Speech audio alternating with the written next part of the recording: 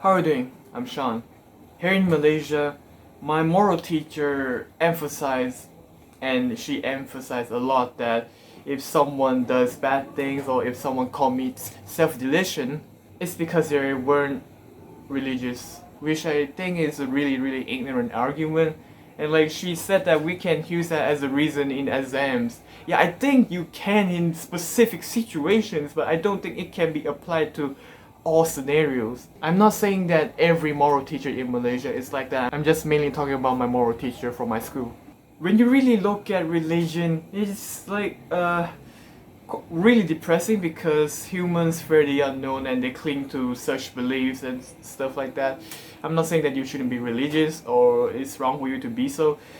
You can do whatever you want, but to say or label people who does such things and to use religion as an excuse is really ridiculous. Yeah, I can see the benefits of being religious. It can relieve stress. It has a lot of benefits on your mental health. It can also be fun.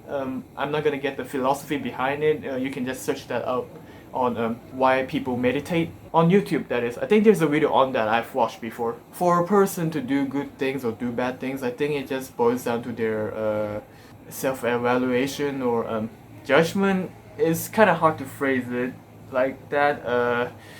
Because, well, you know, I think that self-conscience or your own moral compass, it's obtained from your life experience rather than say religion is the main cause of why people do such things.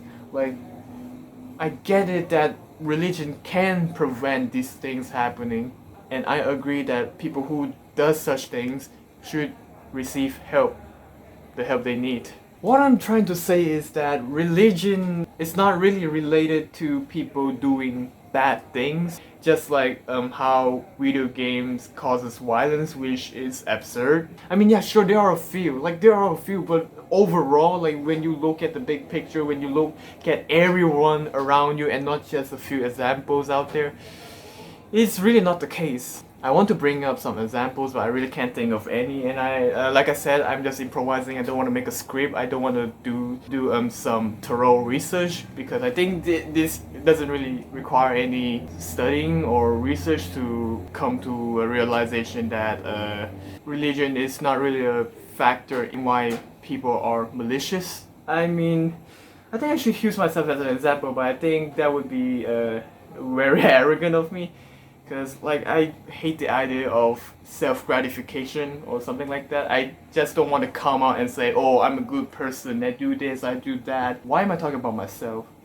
It's because I'm not religious. I mean, I'm technically a Buddhist, but if it weren't for my parents, I wouldn't be praying to any god. Like, if I want to believe in something, do I really have to devote myself to doing religion? Like, sure, I do respect people's belief. If you want to do it, just do it. And like, you know, if this is like your culture, this is how your society functions, I'll respect it too and follow the lead. Saying that people commit self-deletion because they weren't religious,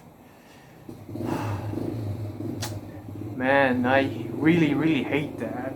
Like, depression is a symptom, right? Depression is an illness, right? A mental illness. And to say that religion has some kind of factor into it, yeah, you can say that it's quite offensive. I hope I got my points across because it's quite vague. It's quite a complicated yet simple answer to this problem, yet I'm having trouble explaining this. If I do miss anything, I'll add it into the description below.